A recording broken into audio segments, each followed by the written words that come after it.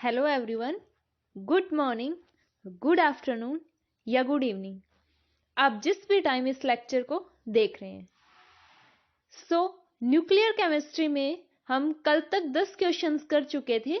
आज हम आगे वाले 10 क्वेश्चन करेंगे और इसके अप्रोक्स 20 क्वेश्चन ही हमारे प्रीवियस ईयर्स में आए हुए हैं। तो आज ये चैप्टर हमारा कंप्लीट हो जाएगा। फिर हम कल से नेक्स्ट चैप्टर करेंगे जो हमने कल बताए थे, 5 इन्वायरमेंटल केमिस्ट्री, बायोमोलिक्यूल्स, पॉलीमर्स, इनमें से कोई एक चैप्टर हम उठाएंगे। चलिए करते हैं start. Number of neutrons in a parent nucleus X give nitrogen atomic number 7, 14 mass number nucleus after 2 successive beta emission would be. देखिए क्वेश्चन में क्या बोल रखा है, वही कल की तरह एटॉमिक नंबर और एटॉमिक मास दोनों को इक्वेट कर देना। इसने बोला है कि एक एक्स न्यूक्लियस है ए बी जिसमें से 2 बीटा इमिशन करते हैं, तो क्या बन जाता है, नाइट्रोजन 7, 14। अब देखिए एक बीटा इमिशन से -1 इलेक्ट्रॉन, मतलब उसी की तरह हो, -1 0 ये इमिट होता है, तो 2 से कितना हो गया, यहां से 2 इंक्रीज हो जाएगा, यानी कि x a + 2 and b same रहेगा। तो a + 2 = 7, यहां से a की वैल्यू आ गई कितनी, 5। आगे वाले पेज पे देखते हैं, x a की वैल्यू 5 आ गई और b की वैल्यू हमने देखा है कि मास नंबर में कोई चेंज नहीं होता क्योंकि मास नंबर यहाँ पे 0 है। सो यहाँ पे कितना आ गया, 14।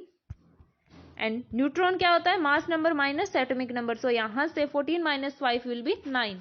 ये हमारे क्वेश्चन में पूछा हुआ था, इजी था ना। तो answer number D is the correct answer here, option number D. चलिए करते हैं, चलते हैं अपने अगले क्वेश्चन की ओर, जो कि है सेकंड क्वेश्चन।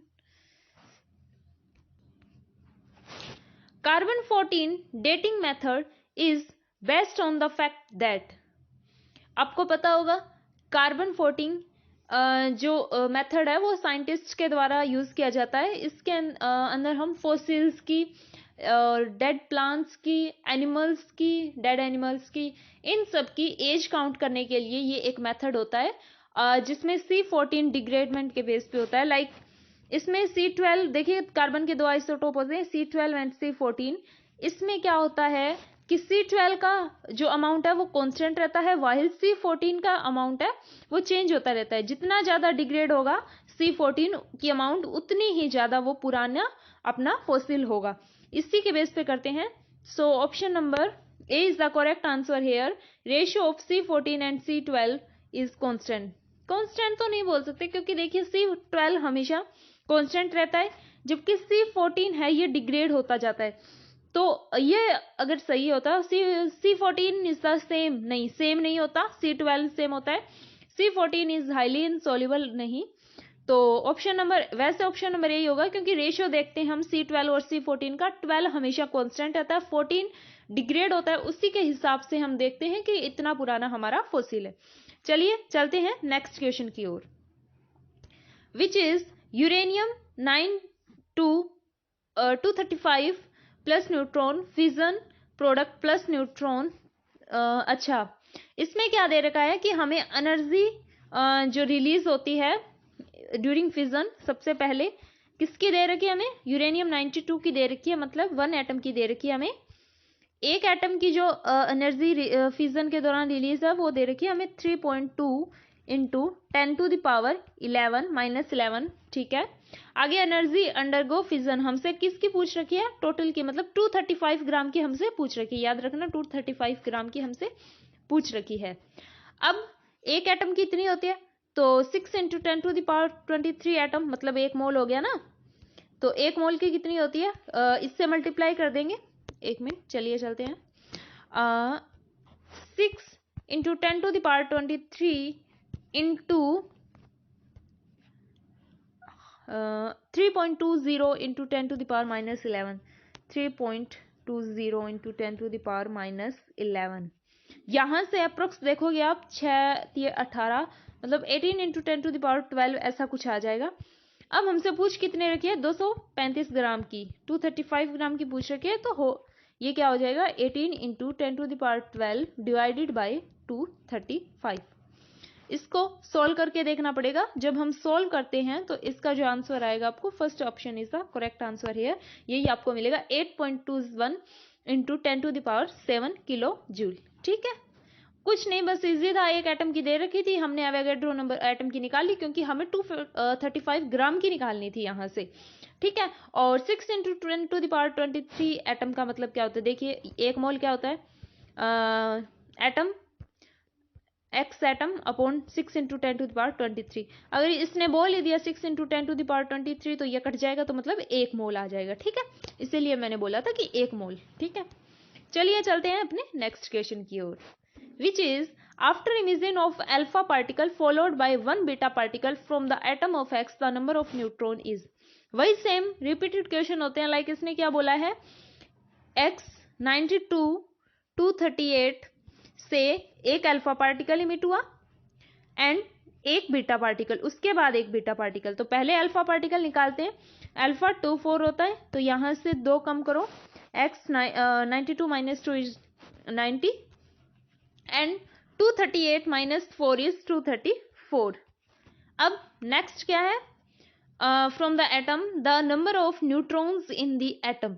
उसके बाद बीटा भी तो निकालना है ना, बीटा पार्टिकल। तो यहां से बीटा क्या होता है, -1 एंड 0, तो यहां से +1 करेंगे, तो 90 + 1 91, 91 x 234। तो यहां से अब हमसे पूछ क्या रखा है, नंबर ऑफ न्यूट्रॉन्स, यानी कि न्यूट्रॉन कितने आएंगे, 234 minus 91 which will be like 134, नहीं 133। ठीक है, 4 में से एक जाए 3, तो 143 इज द करेक्ट आंसर। 4 बचा है ना, हाँ ठीक है sorry, 143 is the correct answer here. अब चलते हैं, ऑप्शन नंबर 20 था सही है। ठीक है, अब चलते हैं नेक्स्ट क्वेश्चन की ओर, which is half life of the radioactive C14 is 5760 years. In how many years 200 milligram of C14 will be reduced to 25 milligram, gram है ये। तो इजी है, देखिए कल हमने एक बात देखी थी कि A0 is equal to A into N two की पावर N। यहां से इनिशियल कितना है, 200 मिलीग्राम, कितने में डिग्रेड हो रहा है, 25 मिलीग्राम में, 2 की पावर N, यहां से 8 पे जाएगा ये, और 2 की पावर 3 इज इक्वल टू 2 की पावर N, यहां से N की वैल्यू कितनी होगी, 3। N की वैल्यू 3 है, मतलब कल हमने देखा था N क्या होता है, total time upon half life. Half life यही होता है ना, तो इसने half N is equal to 3 total time पूछ रखा है, हाफ लाइफ 5760 दे रखी है, इसको इससे मल्टीप्लाई करते हैं तो अप्रोक्स 17,280 ये आएगा। ठीक है, अप्रोक्स नहीं यही आएगा, ऑफकोर्स यहां से ही देख लो आप डायरेक्ट ही, बड़ा बड़ा देखें तो 5 इंटू 3 15, और 15 थोड़ा ये बड़ा है तो 17 के अप्रोक्स आएगा। ठीक है, चलिए अगले क्वेश्चन की ओर चलते हैं। In a radioactive decay an emitted electron comes from, हाँ ये तो सबको पता होता है, radioactive decay is a nuclear process. Nuclear process में जो अपने न्यूक्लियस है वहां से जो इलेक्ट्रॉन का इमिशन है वही होता है, इलेक्ट्रॉन कम्स आउट, और इसके अंतर्गत क्या होती है, neutron is comes converted into proton plus electron, और न्यूट्रॉन 0 1 प्रोटॉन 1 1 -1 0, ये रिएक्शन होती रहती है। और अगर कोई अनस्टेबल होता है एटम तो उसका क्या होता है, न्यूक्लियस है वो, उसमें से इलेक्ट्रॉन्स इमिट होने स्टार्ट हो जाते हैं, बस यही है, इजी था ये तो, न्यूक्लियस ऑफ द एटम, क्योंकि ये न्यूक्लियर प्रोसेस ही तो होती है।